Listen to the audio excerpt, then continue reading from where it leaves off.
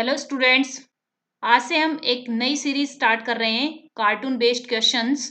इन questions में आपके chapter wise जितने भी कार्टून बेस्ड क्वेश्चंस हैं उनको बनाया है कि जिससे आप इजीली हर कार्टून को समझ सकें और आपके जो बोर्ड एग्जाम में क्वेश्चंस आएंगे रिलेटेड टू कार्टून तो उसको इजीली सॉल्व कर सकें।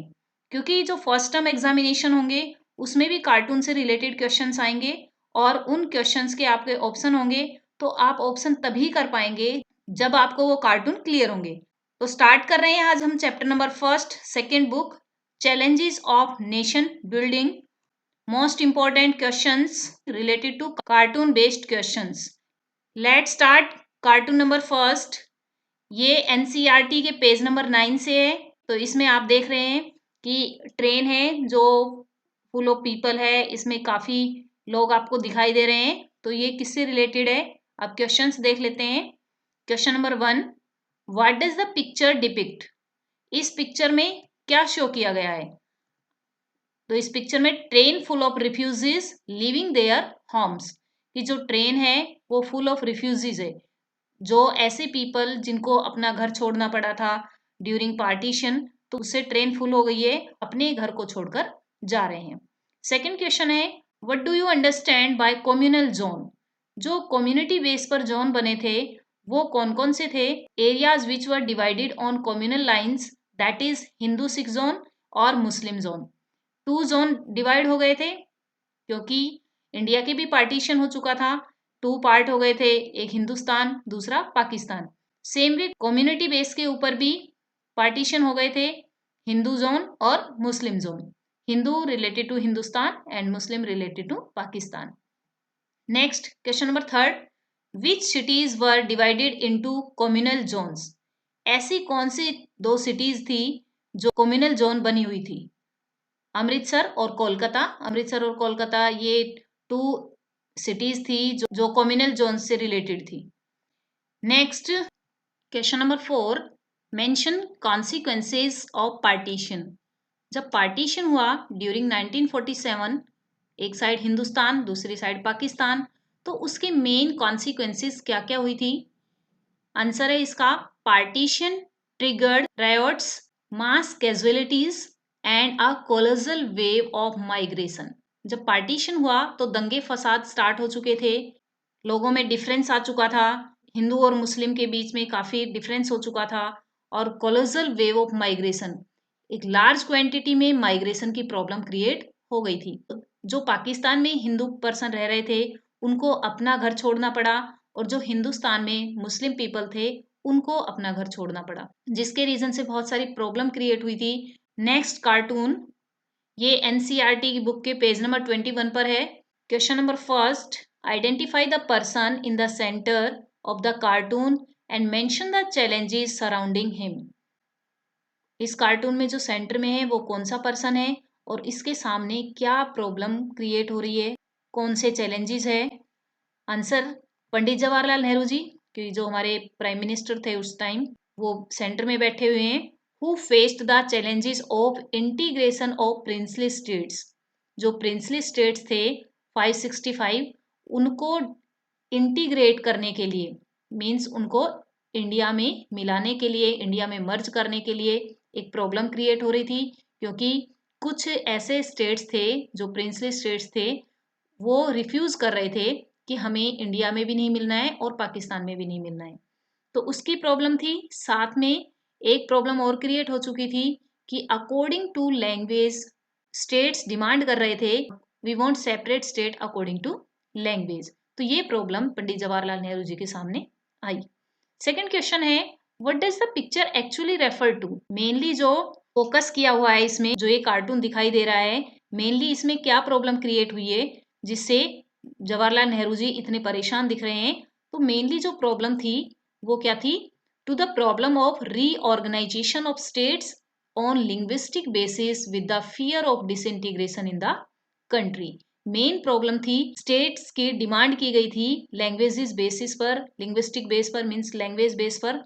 तो ये प्रॉब्लम क्रिएट हो चुकी थी कि जो अब स्टेट्स हैं, अगर उनमें से छोटे छोटे स्टेट्स और निकल जाएंगे तो कंट्री डिसइंटीग्रेट हो जाएगा, और ये फियर काफी बड़ा था जवाहरलाल नेहरू जी के लिए। Question number third, how did India avoid all these conflicts? जो ये कॉन्फ्लिक्ट हुआ था related to linguistic based states, तो ये किस तरह से अवॉइड किया गया? India identified and respected regional demands of the people and enhanced democracy by providing some autonomy to the states also. कि जो स्टेट्स की डिमांड की गई थी अकॉर्डिंग टू लैंग्वेज, उस प्रॉब्लम के सॉल्यूशन के लिए कुछ स्टेट्स को सेपरेट कर दिया गया। और ये डेमोक्रेसी की डिमांड थी, डेमोक्रेसी में ऐसा करना पड़ता है, अगर ऐसा नहीं किया जाए तो डेमोक्रेसी के लिए एक बड़ा फियर क्रिएट हो सकता है। तो उन स्टेट्स को ऑटोनॉमी दे दी गई और इस कॉन्फ्लिक्ट को सोल्व कर दिया गया। Question number 4, which struggle forced the appointment of states reorganisation commission? एक ऐसा कौन सा स्ट्रगल हुआ था, ऐसा कौन सा मूवमेंट हुआ था कि जिससे स्टेट रीऑर्गेनाइजेशन कमीशन, एसआरसी, इसकी शॉर्ट फॉर्म एसआरसी है, इसको अपॉइंट किया गया। जो 1953 में स्टेट्स रीऑर्गेनाइजेशन कमीशन को अपॉइंट करना पड़ा, उसके लिए जो मूवमेंट चलाया गया था वो मूवमेंट था Vishal Andhra movement. Vishal Andhra movement related to Andhra Pradesh, क्योंकि वो अकॉर्डिंग टू लैंग्वेज डिमांड कर रहे थे कि वी वांट सेपरेट स्टेट, तब उनका जो एक मूवमेंट चला था वो था Vishal Andhra movement. Next question number 5, how many states and union territories were created? State reorganisation act during 1956, तो उस टाइम टोटल कितने स्टेट्स और कितनी यूनियन टेरिटरीज थी? तो टोटल 14 स्टेट्स थे एंड 6 यूनियन टेरिटरीज थी। नेक्स्ट कार्टून, ये पेज नंबर 22 पर मिलेगा। इस कार्टून में क्या शो किया गया है? Question number 1, name the leaders shown in the cartoon. इस कार्टून में कौन कौन लीडर दिखाई दे रहे हैं? पंडित जवाहरलाल नेहरू, गोविंद वल्लभ पंत एंड जाकिर हुसैन। जो इस कार्टून में लीडर्स दिखाई दे रहे हैं वो कौन कौन है? Pandit Jawaharlal Nehru, Zakir Hussain and Govind Ballabh Pant. Question number 2, on what basis were the states divided? कौन से बेस के ऊपर स्टेट्स को डिवाइड किया गया था? जिस तरह आंध्र प्रदेश ने डिमांड की सेपरेट स्टेट की, तो किस बेस के ऊपर उनको सेपरेट बनाया गया था? आंसर आ जाएगा on linguistic basis, according to language, language base पर उनको डिवाइड किया गया था। Next question number 3, which was the first state to be reorganised? तो मैं ये ऊपर कई बार बता चुकी हूँ कि आंध्र प्रदेश स्टेट को सेपरेट किया गया था अकॉर्डिंग टू लिंग्विस्टिक बेस, जिसके रीजन से बाद में और भी बहुत सारे स्टेट्स थे जो डिमांड करने लगे सेपरेट स्टेट की। Question number 4, what does the cartoon show? जो ये कार्टून है उसमें क्या शो किया गया है? आंसर है Nehru trying to force the genie of linguism back into the lamp. Pandit Jawaharlal Nehru ji है, ये जीनी को जो अकॉर्डिंग टू लैंग्वेज डिमांड की गई थी स्टेट्स की, तो उसको एक बहुत बिग प्रॉब्लम है और एक छोटे से स्टेट रीऑर्गेनाइजेशन कमीशन में उसको डालने की ट्राई कर रहे हैं। तो यहाँ प्रॉब्लम बड़ी है और सॉल्यूशन छोटा है। Question number 5, which commission was appointed to divide the states and in which year was it appointed? तो कौन सा कमीशन बनाया गया था और किस ईयर में इसको अपॉइंट किया गया था? आंसर हो जाएगा एसआरसी यानी स्टेट्स रीऑर्गेनाइजेशन कमीशन, और 22 दिसंबर 1953 को इसको अपॉइंट किया गया था। नेक्स्ट कार्टून, इसमें देखिए एक नीचे काफी दुबला पतला पर्सन दिखाई दे रहा है, ऊपर एक हैवी पर्सन बैठा हुआ है और सामने सरदार वल्लभ भाई पटेल जी खड़े हैं। तो इसमें क्या क्वेश्चन किए जा रहे हैं? Question number 1, the 4 princely state that refuse to join India. तो first question related to states, ये ऐसे कौन से स्टेट्स थे जो प्रिंसली स्टेट्स थे और उन्होंने रिफ्यूज कर दिया था इंडिया के साथ मर्ज होने के लिए। जब 1947 में इंडिया और पाकिस्तान का पार्टीशन हुआ तो प्रिंसली स्टेट से कह दिया गया था कि आपकी मर्जी है, चाहे आप हिंदुस्तान में जाओ, चाहे पाकिस्तान में जाओ, और चाहे आप इंडिपेंडेंट भी रह सकते हो। लेकिन जो इंडियन लीडर्स थे, जो मेन रोल प्ले कर रहा था सरदार वल्लभ भाई पटेल जी, तो उनका मानना था कि अगर प्रिंसली स्टेट्स मर्ज नहीं होंगे इंडिया में तो इंडिया का जो मैप है वो काफ़ी बेकार होगा और इंडिया का पार्ट भी काफ़ी छोटा होगा। तो उन्होंने काफ़ी एफर्ट्स किए थे और बहुत सारे प्रिंसली स्टेट्स इंडिया में ज्वाइन हो गए थे, बट कुछ स्टेट्स ऐसे थे जो प्रॉब्लम क्रिएट कर रहे थे और रिफ्यूज कर रहे थे। तो वो कौन से 4 मेनली स्टेट्स थे? आंसर त्रावणकोर, हैदराबाद, जम्मू कश्मीर एंड मणिपुर, जो प्रॉब्लम क्रिएट कर रहे थे, इंडिया को ज्वाइन नहीं कर रहे थे। नेक्स्ट क्वेश्चन है, what type of relationship does the cartoon indicate between the people and the ruler? जो ये कार्टून है इसमें रूलर और कॉमन पीपल के साथ कैसा रिलेशन दिखाया गया है? तो आपको इसमें क्लियर नजर आ रहा है कि कॉमन पीपल का एक्सप्लॉयटेशन किया जा रहा है रूलर के द्वारा।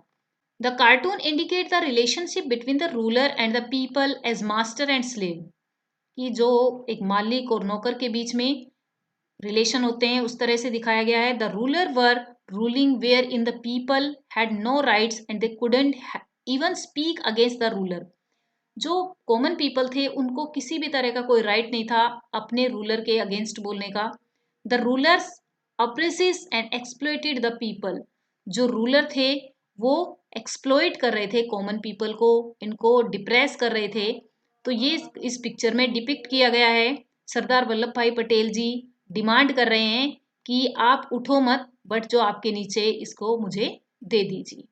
Question number third, what do you understand by instrument of accession? एक लेटर प्रिपेयर किया गया जो इंस्ट्रूमेंट ऑफ एक्सेशन के नेम से पॉपुलर हुआ, तो ये क्या था? तो instrument of accession was a legal document created in 1947. It was executed by government of India to princely states which was signed by most of the rulers. जब India independent हुआ तो प्रिंसली स्टेट की जब problem create हुई उस time एक letter prepare किया गया और उस लेटर का नेम रखा गया इंस्ट्रूमेंट ऑफ एक्सेशन। और ये लेटर एक लीगल डॉक्यूमेंट था जिसके ऊपर साइन करने के बाद प्रिंसली स्टेट इंडिया का पार्ट बन रहे थे। Next question, who is called the iron man of India? और name of the person who played historic role in uniting the princely state with the Indian union. ऐसा person जो iron man के नाम से popular हुआ और उन्होंने princely state को इंडिया में मर्ज करने के लिए एक हिस्टोरिक रोल प्ले किया। तो इसका आंसर होगा सरदार वल्लभ भाई पटेल। इन्होंने एक बहुत बड़ा रोल प्ले किया था इंडिया में प्रिंसली स्टेट को मर्ज करने का, और ये आयरन मैन के नाम से पॉपुलर हुए। स्टूडेंट्स, आज हमने किए कार्टून बेस्ड क्वेश्चंस, और ये सीरीज मैंने इसलिए स्टार्ट की है कि आपको जो भी प्रॉब्लम है रिलेटेड टू कार्टून तो वो आपकी सॉल्व हो जाए। जो स्टूडेंट मेरे चैनल पर नया है वो सबसे पहले चैनल को सब्सक्राइब कर लें जिससे हर वीडियो का नोटिफिकेशन मिल जाए, और वीडियो अच्छी लगती है तो लाइक शेयर करना ना भूलें कि हर स्टूडेंट को बेनिफिट हो और वो अपने एग्जाम में अच्छे से अच्छे मार्क्स ला सके। Thanks for watching, stay tune, okay bye, take care.